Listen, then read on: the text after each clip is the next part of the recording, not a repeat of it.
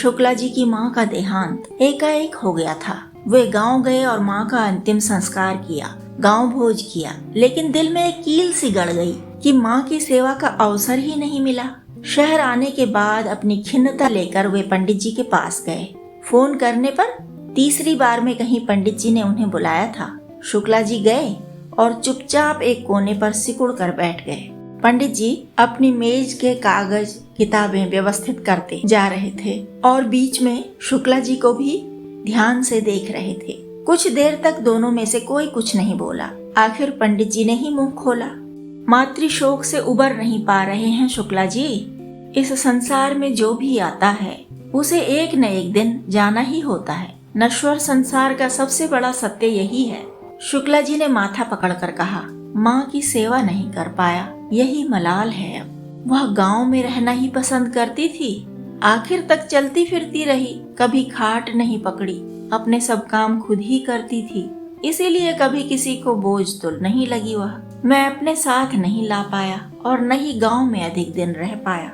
पत्नी कहती थी कि चलो गांव एडजस्ट कर लेंगे, परिवार में सब ठीक ठाक ही है, लेकिन मुझे ही इच्छा नहीं होती थी। बाहर निकला न जाता घर से गांव में। कहीं दरिद्रता दिखती, कहीं गंदगी दिखती, कहीं फूहड़पन दिखता, कहीं अशिष्टता दिखती। घर में रहो तो लगता कितना ऊंचा बोलते हैं सब भाई भतीजे, कितने गहने छनकाती हैं सब बहुएं, कितना मिर्च डालते हैं खाने में, चाय कितनी मीठी पीते हैं। बस मन न मानता गांव जाने के लिए। और देखिए अम्मा ही छोड़ गई। अब शुक्ला जी की उजड़ी सी सूरत देखकर पंडित जी बोले, तो आप क्या सोचते थे कि आपकी माँ अमर हैं? 95-96 साल तक तो उन्होंने आपकी सेवा की प्रतीक्षा कर ही ली। और कितना करती, वहाँ चीनी और मिर्च कम करने को कहते तो क्या न मानती पकाने वालियाँ। गांव में घूमे बिना चल जाता काम। माँ के साथ रहते बतियाते, जब कुछ न हो सका उनके जीते जी तो अब कहने का क्या अर्थ है। शुक्ला जी हाथ बांधे सिर झुकाए चुपचाप बैठे रहे। पंडित जी ने अपनी किताबों की अलमारी का काम शुरू कर दिया। किताबें झाड़ना पोंछना व्यवस्थित करना चलता रहा। शुक्ला जी कभी कभी आंख उठाकर देखते समझते कि पंडित जी को उनके यहाँ होने से कोई व्यवधान नहीं, और फिर वैसे ही बैठे रहते। पंडित जी भी हॉल की अलमारी का ताला तभी खोलते जब उन्हें सामने कोई बहुत समय देने योग्य व्यक्ति दिखाई देता। घंटों का काम, घंटों का बतियाना। हीरा एक दो बार झांक गया। कुछ देर बाद सुमित्रा जी चाय लेकर आईं। तब शुक्ला जी कहने लगे, गांव में भरा पूरा परिवार है। माँ ने कभी नहीं कहा कि उन्हें कोई कष्ट है। यूं ही समय बीत गया, अब खल रहा है। उनके जीते जी लगा ही नहीं कि जाऊं साथ रह लूं। सुमित्रा जी कुछ नहीं बोली, लेकिन पंडित जी ने कहा, यह तो उनके ही सत्कर्मों का फल होगा कि अंतिम समय तक उन्हें किसी कष्ट ने नहीं घेरा, किसी की सेवा नहीं ली, कोई भार नहीं बढ़ाया आगे के लिए। शुक्ला जी ने सिर उठाया, चाय का घूंट भरकर बोले, क्या सचमुच जन्म जन्म तक कर्म साथ चलते होंगे? पंडित जी ने उत्तर दिया, इस जन्म में जो भोगने से रह जाएगा वह कहाँ जाएगा? अगले जन्म में ही तो उसका फल भुगता जाएगा। तब का जोड़ा घटाया फिर और आगे के लिए रहेगा। शुक्ला जी तनिक चिढ़कर बोले, एक ही बार में क्यों नहीं सब कर देते भगवान? इस जन्म पाप करो तो अगले जन्म दुख भोगो, इससे क्या फायदा है? किसको याद है कि पिछले जन्म में हमने क्या किया था? थोड़ा चुप रहने के बाद पंडित जी बोले, आपको विकास नगर की ठकुराइन तो याद ही होगी, जिसका निधन पिछले साल हुआ है। शुक्ला जी ने हामी भरी। हाँ याद है। बहुत सालों से वह घर से बाहर नहीं निकली, लेकिन याद है शांतिनगर, प्रेम नगर, विकास नगर में जब भी किसी नकारात्मक गुणों वाली औरत की बात होती तो सबको उदाहरण के तौर पर विकास नगर की ठकुराइन ही याद आती। चाहे गालियां बकने की बात हो, फूहड़पन की बात हो, झगड़ालू प्रवृत्ति की बात हो या शऊर के अभाव की बात हो। सुमित्रा जी बोली, बड़ी बहू से बहुत खराब व्यवहार किया ठकुराइन ने, और छोटी बहू से मार खाई खूब। शुक्ला जी ने स्वीकार में सिर हिलाया। हाँ, सुनने में आता था कि डंडों से पिटती है। जिंदगी भर की दबंगई निकल गई बुढ़ापे में। पंडित जी बोले, बड़ी बहू के आगे हमेशा डींगे हाँकती रही। बिना किसी गुण योग्यता के भी ठकुराइन उस निरीह बहू के सिर पर पैर धरे रही, जो किसी गुण में किसी से पीछे नहीं थी। सारे गुण अनदेखे किए बड़ी बहू के। जितने समय उसके साथ रही कभी एक गिलास पानी खुद लेकर नहीं पिया।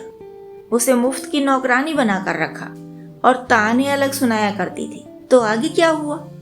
बुढ़ापा तो छोटी बहू के हाथों कुट कुट कर ही बीता। जब मुंह सिले सिले दम घुट जाता होगा तभी छत पर जाकर हवा को गालियां सुनाया करती थी। आसपास के सब लोग उसे पागल समझकर दूर भाग लेते। आखिरी 10-15 सालों में तो ठकुराइन ने ऐसी दुर्गति देखी कि वैसा दूसरा उदाहरण संभव है ढूंढे से भी ना मिले। बाहर उसे निकलने नहीं दिया जाता और उसके पास कोई आता नहीं था। जीवन भर लगातार बोलते रहने वाली औरत को बुढ़ापे में मुंह खोलने पर डंडे पड़ते। बस बढ़ता ही चला गया उसका पागलपन। शुक्ला जी ने कहा, पुरानी औरतें इतनी पूजा पाठी हुआ करती थीं, धर्म भीरू हुआ करती थीं, ठकुराइन भी रही हो शायद, तो उसका पूजा पाठ कुछ काम नहीं आया क्या पंडित जी? पंडित जी ने ठहाका लगाया, तुम नहीं जानते होगे, संभव है और कोई भी न जानता हो, लेकिन मैं जानता हूँ उसका पूजा पाठ। प्रेत पूजक थी वह। महाशक्तियों की पूजा आराधना उसने कभी की ही नहीं। धर्म अधर्म कभी पहचाना ही नहीं। हाँ, दिखावा ढोंग आडंबर ऐसा रचती थी कि लोग उसे पूजा पाठी समझें। पोल तो खुल ही जाती है। जिस विषय का प्राथमिक ज्ञान भी नहीं उसमें स्नातक जताना चाहोगे स्वयं को, तो कितनी देर तुम्हारे मन की होगी? शुक्ला जी तंत्र मंत्र करवा कर सुहागिन रही वह बेचारी तो। पति उसकी आदतें तौर तरीके देखकर जवानी में ही उसे छोड़ रहा था। पति पर प्रबल वशीकरण करवाकर दाम्पत्य चला। वैसे ही प्रयोग किए बड़े बेटे की शादी के लिए कि उस घर की वह लड़की बहू बनकर आ जाए। आ गई बहू तो क्या दुर्गति की। पहला भोजन ही उसे जूठी और गंदी थाली में दिया। ससुराल में पहले ही दिन बहू से ढेरों बर्तन मंजवाए। कुछ समय बाद ही बहू पर मारण प्रयोग होने लगे थे। बड़ी बहू ने बहुत दुर्दशा झेली शुक्ला जी। दुनिया को भले ही न दिखे, लेकिन ईश्वर को तो दिखे ही ना ठकुराइन के अक्षम्य अपराध। तभी तो बुढ़ापे में ऐसा हाल हुआ कि भूख लगती थी तो टॉयलेट की ओर जाती थी और टॉयलेट लगने पर रसोई की ओर जाती थी। ऐसी रही जीवन यात्रा कि देखने सुनने वाले को वितृष्णा हो, घृणा हो। शुक्ला जी ने ठंडी सांस भरकर कहा, इस हिसाब से तो अपनी माँ का जीवन बहुत अच्छा था पंडित जी। पंडित जी बोले, सही कहते हैं, कर्म की ही खेती है जीवन। आपकी माता को चेतना का अभाव कभी नहीं हुआ, क्योंकि उन्होंने जीवन ही सचेत होकर जिया। किसी के साथ अन्याय नहीं किया, किसी को दुख नहीं दिया, अपमानित नहीं किया। धर्म पर रही और धर्म के साथ दुनिया छोड़ी। शुभ दिन विदा हुई। पुनरपि जन्मम पुनरपि मरणम पुनरपि जननी जठरे शयनम यह संसारे बहु दुस्तारे कृपया पारे पाहि मुरारे। ऐसा जीवन ही आदर्श जीवन है शुक्ला जी। आपकी माता ने किसी बहू को कभी दुख नहीं दिया।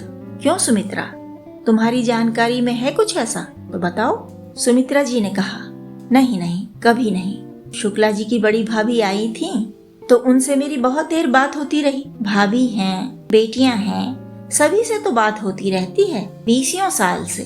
कभी किसी ने ऐसी बात नहीं कही, बल्कि सभी का जीवन सहज बनाया शुक्ला जी की माता जी ने। कितनी बातें होती रहती थीं। माँ जी ने यह संभाला, माँ जी ने उसे पाला, माँ जी ने रात रात जगकर वह काम निपटाया, माँ जी ने बहुओं को कष्ट से किस तरह बचाया।